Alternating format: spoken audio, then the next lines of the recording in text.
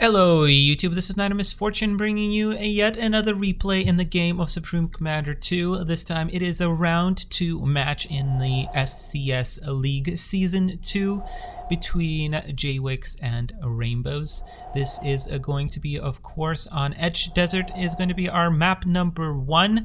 And as a reminder, since this is still technically round 2, I'm not going to be presenting very many statistics. And because they don't really mean much because we don't have that much data on these maps. So probably next week I'm going to be starting those for you guys, so it's a little bit more informative. Nevertheless, round 2 match. If you guys have been following these leagues, please make sure you give a like and a subscribe to my channel, and also give a comment down below of what you think about these replays or how I can improve them. Also, please join my Discord. You can submit your replays for consideration for replay of the week. It's not just going to be league, it's general games. So if you have a 4v4, 3v3, 2v2, if you want to submit it, go for it, and I will consider it alongside the submissions from the league. So let's go ahead and jump into the game. I'm paused at 5 seconds as always. Game speed 3 this time, and we are going to press play in 3, 2, 1, a launch. And let's go ahead, as always, introduce our players. Starting with our player on the left hand side, we have, both of these players are very familiar to us all, but we have OSS Jaywix spawning as the Aeon Orange Commander, plopping down 2 air factories and going down all the eco things. Jaywix is currently ranked, I believe, 6th in our SCS standings for the end of the year qualification tournament, and I believe they are both tied for the league standing right now towards the bottom of the table, but it's still fairly early. So that is Jaywix, and his opponent, of course, is another player that is very familiar to us all, AA Rainbows and Unicorns, spawning as the blue Aeon Commander, doing the very same build with 2 air factories. She is ranked, I believe, 7th in the SCS standings, and ranked kind of towards the middle of the table, I believe, of the current league. So both these players are very, very close, and of course every single point, every single game matters for the end of the year standings. To qualify for that tournament is going to be, for sure, not an easy feat. So these players have both been participating in quite a bit of tournaments, quite a bit of events, quite a bit of games, and the win ratios for both these players, 40 versus 33, are very, very close. So let us see what this game extends to, as both of these players are doing a very, very similar build. Now, unfortunately, I don't think you saw this, or maybe you did. Jaywix's scout did manage to be picked off by Rainbows' air, and Rainbows' scout did manage to get away. So that is quite bad for Jaywix, because he's, of course, now going to be down on air. And also, he didn't really need to send his air scout.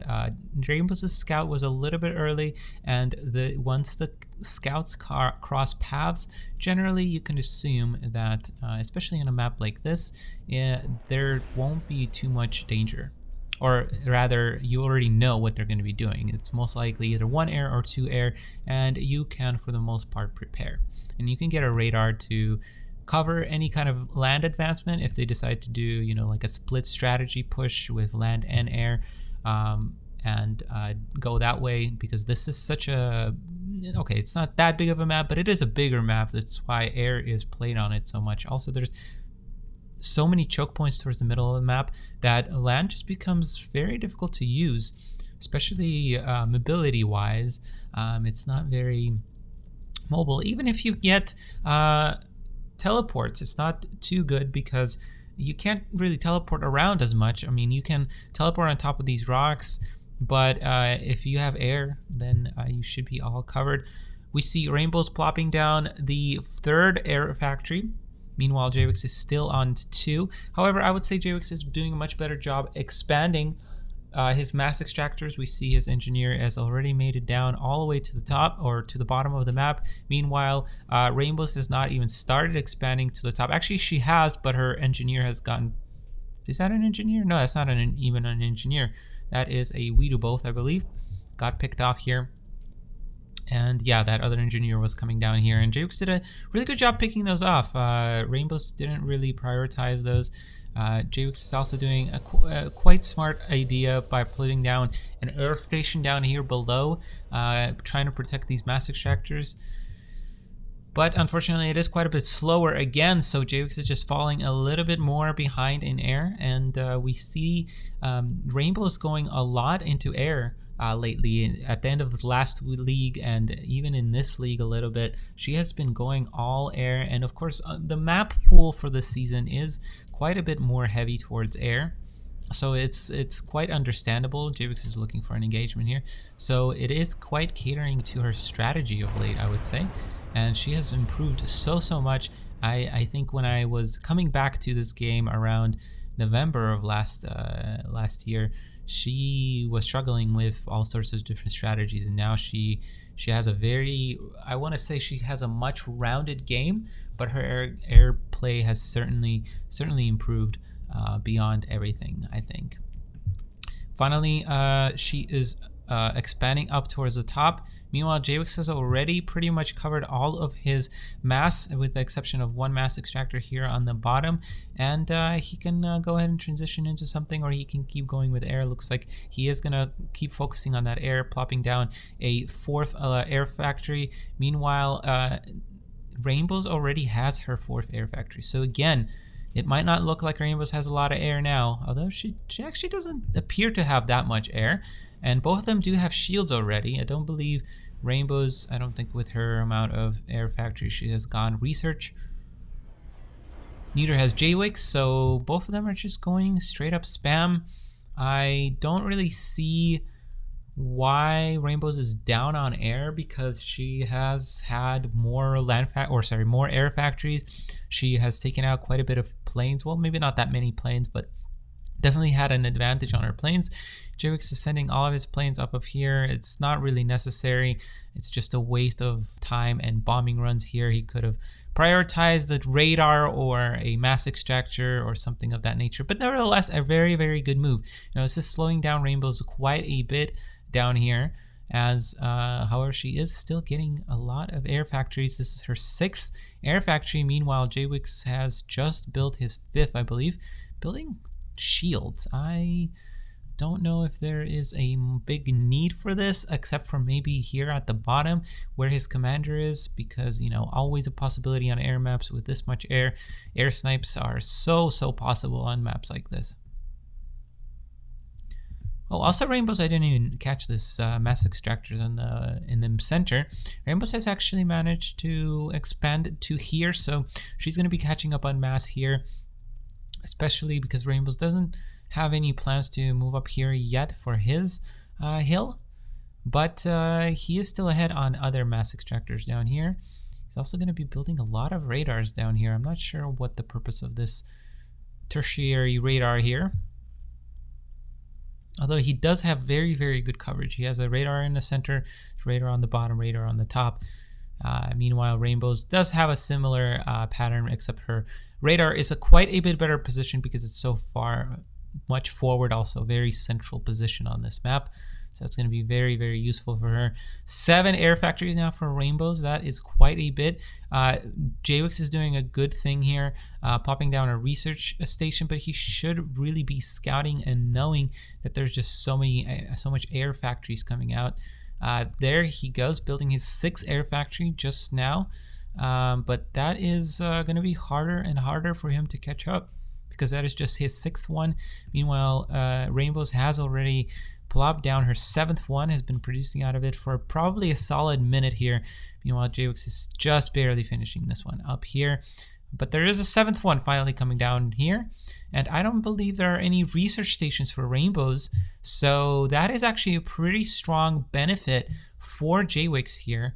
However, once both players really have those flares and those shields, it really doesn't matter too much.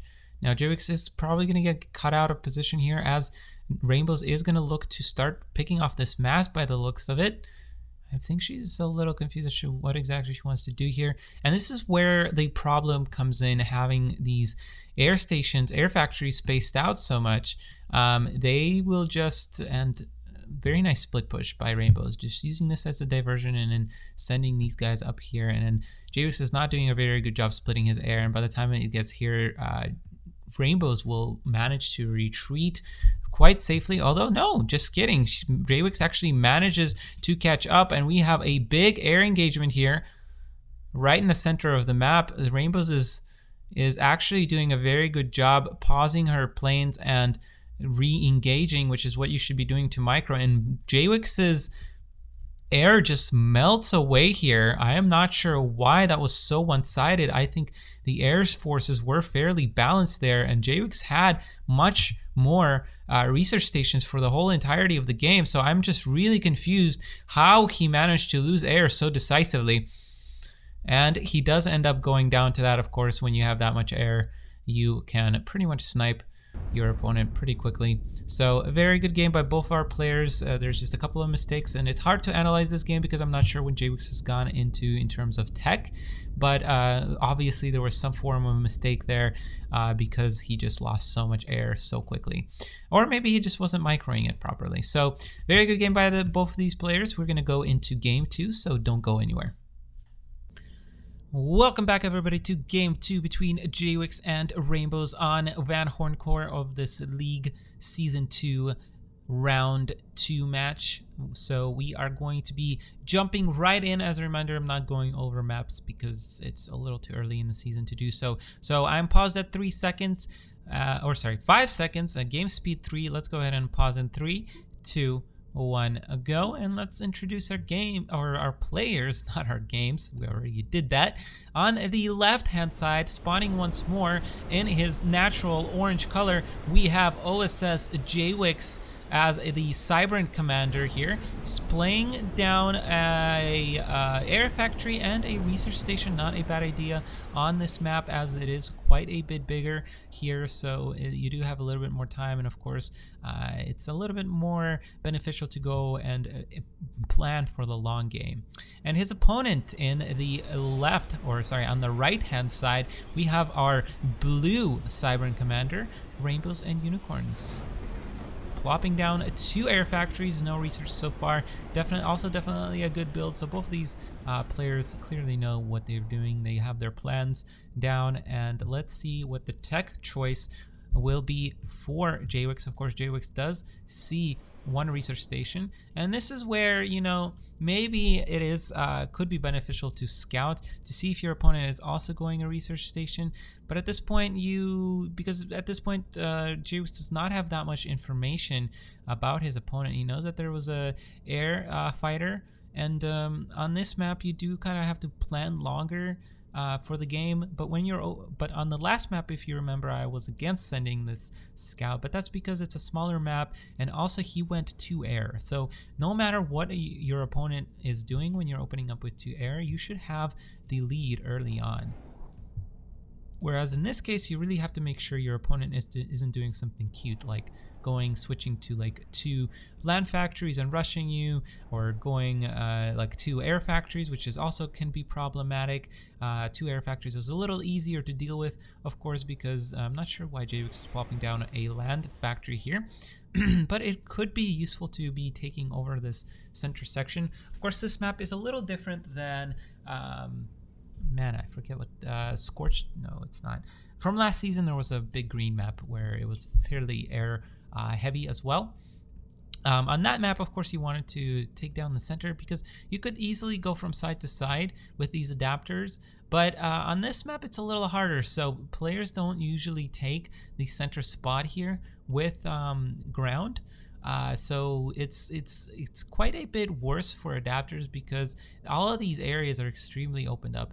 The bulk of mass is actually over here, and if you don't protect that with your adapters, which, I mean, again, they have to go such a long way to get over here, that is a pretty dangerous expansion. So, and 1 anti-air station is not going to do anything here. So it's very curious, the choice to go one land factory here, especially once he's seen that there's 2 air factories.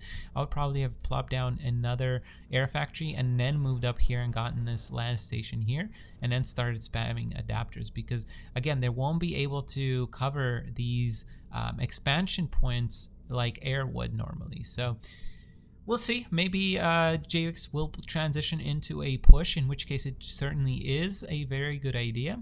But in terms of this early game, yeah, all Rainbows has to do is send her planes over here. And Jaywix only has... Oh, he actually stopped making air altogether. I'm not sure if that was a mistake or not, because he is resuming air now. But this, he might as well not have expanded in this case, because it's just... it's pointless now. All of this is gonna fall. It didn't generate him that many resources in the end, and all it's gonna do is give Rainbows a lot of experience points. Third air factory coming down for Rainbows, and she of course should be very, very secure in expanding up top here and securing all that mass.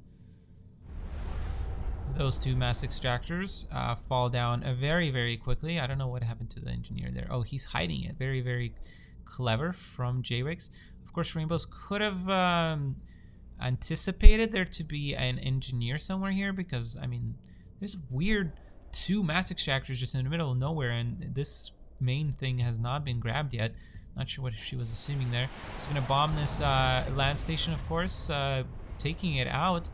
Not losing a single Gemini in that bombing run, and that is quite devastating. When you had such a hard shift into land, you really need to be picking off at least one of your opponent's fighters, and Rainbows just knows something is off. She knows she hasn't seen air for such a long time. There's only 2 fighters. I don't know what they're doing. I think one of them went to scout. I mean, it's pretty obvious what Rainbows is doing at this point. There's just so much air. Still, okay, 1 Gemini, 2, 3 Geminis fall, so that's a little bit better here. But she's going to go over here and clean out all of this mass, all of this anti-air station, and that's quite a bit more research points than meek 3 Geminis that Jaywix has taken out so far. No push whatsoever from Jaywix. You really, if you are doing a land build, the way to prevent your opponent from having free reign, like she is right now, is to really, really make her work for it and push your land. At this point, there's no land firing units. Meanwhile, Rainbows has only pretty much, well, not only, she has ground firing units, because as we all know, Geminis are just really, really good because they both bomb and do anti-air.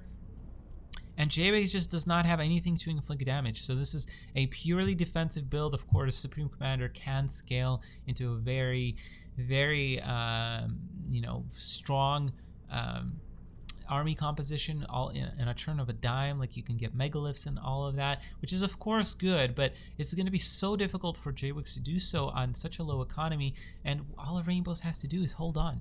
She has been playing offensive, but in truth, she has a great defense because of the position she's put her opponent into.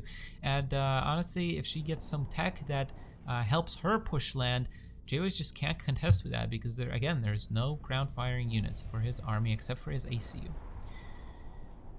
5 air factories now for Rainbows. Now, here is where I'm gonna start to disagree a little bit with Rainbows.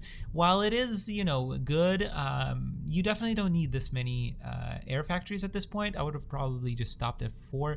Seeing that your opponent is not going into air anymore it's really pointless. Or I would have 2 of these factories producing gunships at this point, which against Cybern is not a great idea, so that's why she's probably not doing it.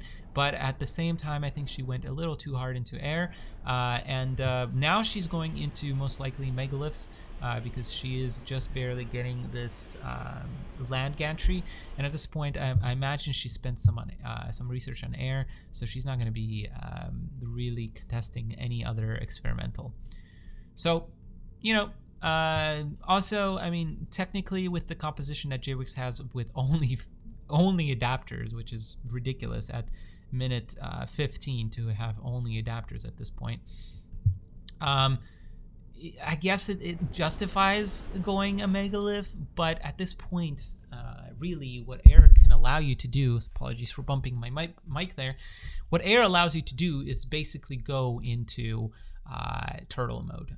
That's essentially what you're allowing yourself to do, because chances are, unless it's this kind of build, although there is a gantry coming out, chances are it's going to be very hard for your megaliths to push at this point.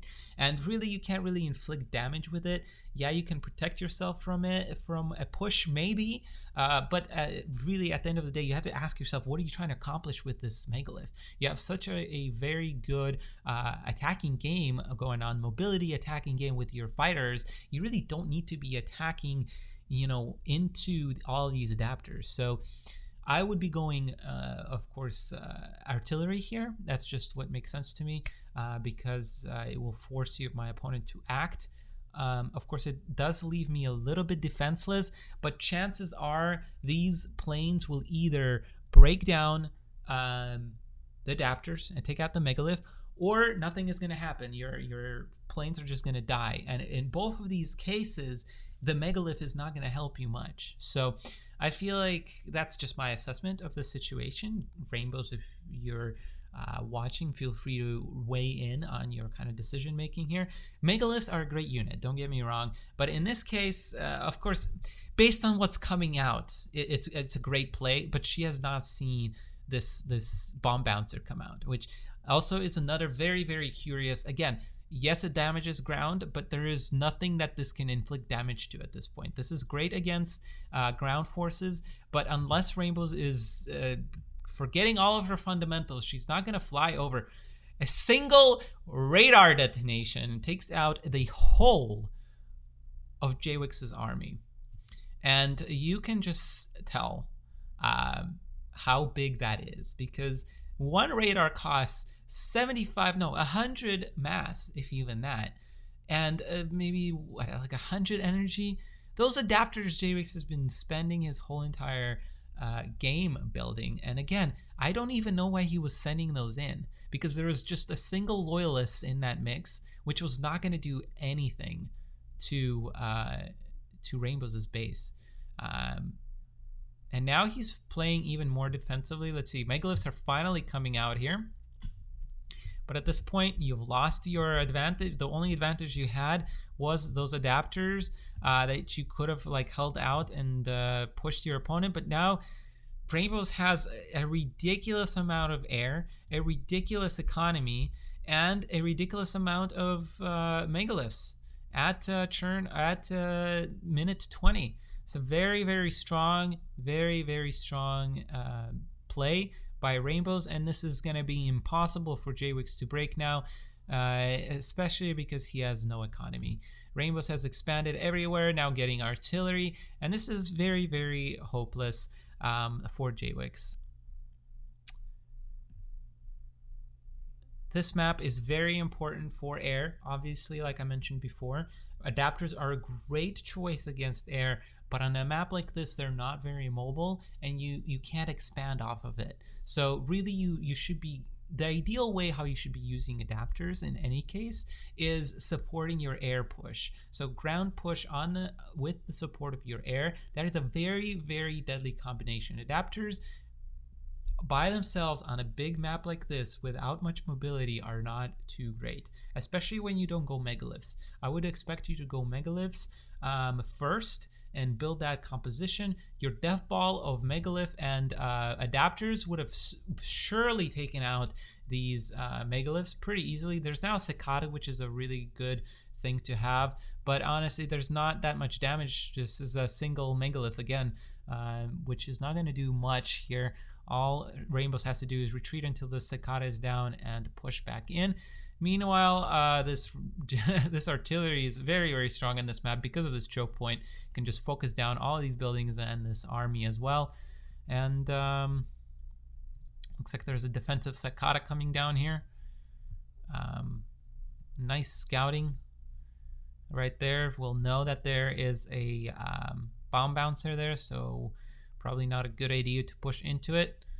There is a lot of adapters right now, so this artillery is not going to be able to do too much, but Rainbows continues to build artillery. She's struggling a little bit on energy, but once that gets rolling, she's going to be able to produce at least 2 to 3 artillery pieces per turn or per minute, and that is going to be very, very difficult. I'm not actually sure why she's not pushing out, to be completely honest. I think she has a very, very strong claim here to the center, especially if she supports it with her air. Kind of bombing these outer structures a little bit. But it is, I take that back. It's a little hard with these cicadas. You never know where those bomb bouncers are and when they can turn on, basically, their inhibition fields. Cicada gets turned on, but unfortunately these units have already been targeted by all these megas. That is a ridiculous amount of megas, and wow, all of those. Is that ground fire? Beautiful rainbows. Oh my goodness. Beautiful. I didn't even realize that's what she was doing. That is a great play. I was like, how are all these units dying? Now, of course, it's a little bit worse here, and I'm not sure why those air units were sent directly over all of that. But that was beautiful. I think she's mismicroing now a little bit.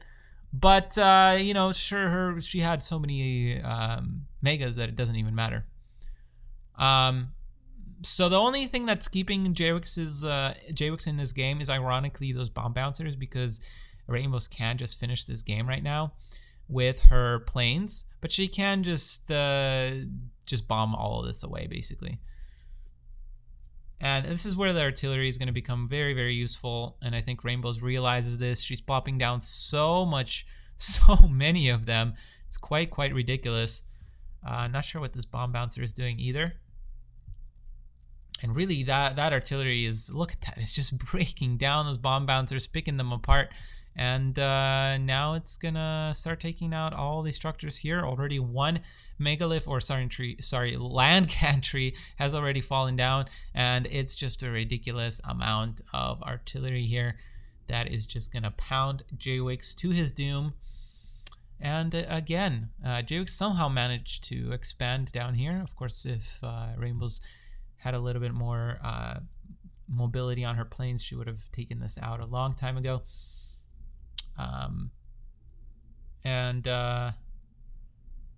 Yeah, I'm gonna speed up this game. I think the outcome is fairly apparent here. This is a ridiculous amount of artillery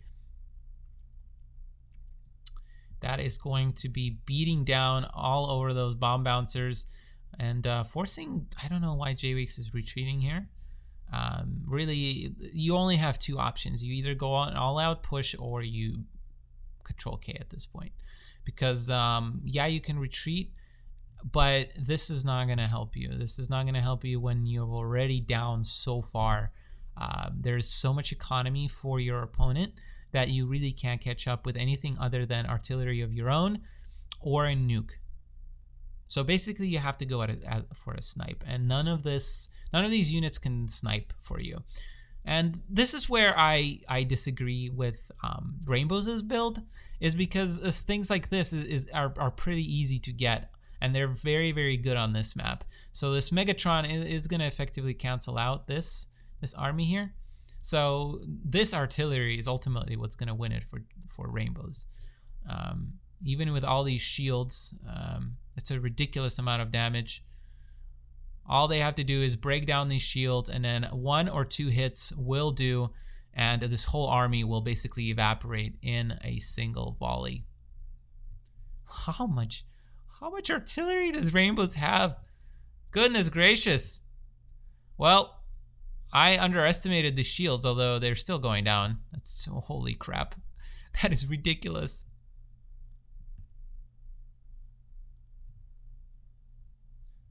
Oh my goodness. It's just a sea of artillery here. So much camera shake, you can't even tell what's happening. Wow, actually Jaywix manages to clean off this army. That is very surprising. There's a lot of bomb bouncers, don't get me wrong. That definitely has its play here. But Rainbow should have been doing this, what she's doing now. And there's a snipe actually for Jaywix, so he does manage to go down. I am being a little harsh on Jaywix, I think, in this replay, but I hope I kind of helped kind of show all of you kind of the thought process that goes behind making decisions on each map.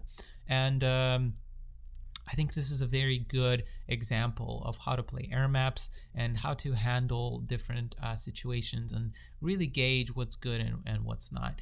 Adapters are definitely great.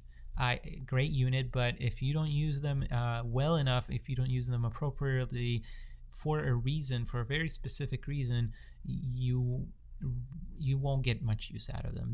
There's no point in having a static unit. That is why a lot of players really struggle with finding a composition with P shields or with adapters. So it's very important to understand exactly why you're getting units, and we saw it from both players. Rainbow's really I still don't agree with Megaliths. I think she could have won this game much earlier, and then maybe transition to Megaliths just for defense, because ultimately those Megaliths didn't do anything. It was the artillery stations that were doing all of the work, and then the Megaliths were able to clean up at the end. So very good game by both players. Definitely both of these players are great. I mean, their ranking says it all in the league and also in the SCS standings. So definitely great players. Just a few decision-making problems and they will be much better. So thank you everybody for watching. I hope you've enjoyed this video. Please like and subscribe. I can't tell you enough how important that is to me. I've been struggling with motivation to make some videos recently, so really any kind of participation in my videos is greatly appreciated, and especially if you send replays, that just shows me you guys want me to keep doing this and want me to keep supporting this game. So please, like I said, again, like and subscribe, and also comment on my videos, and check out some of my other videos. I don't just do Supreme Commander 2, so you can check out and see what you think of those. Thank you again for watching, and I will see you in a video very shortly.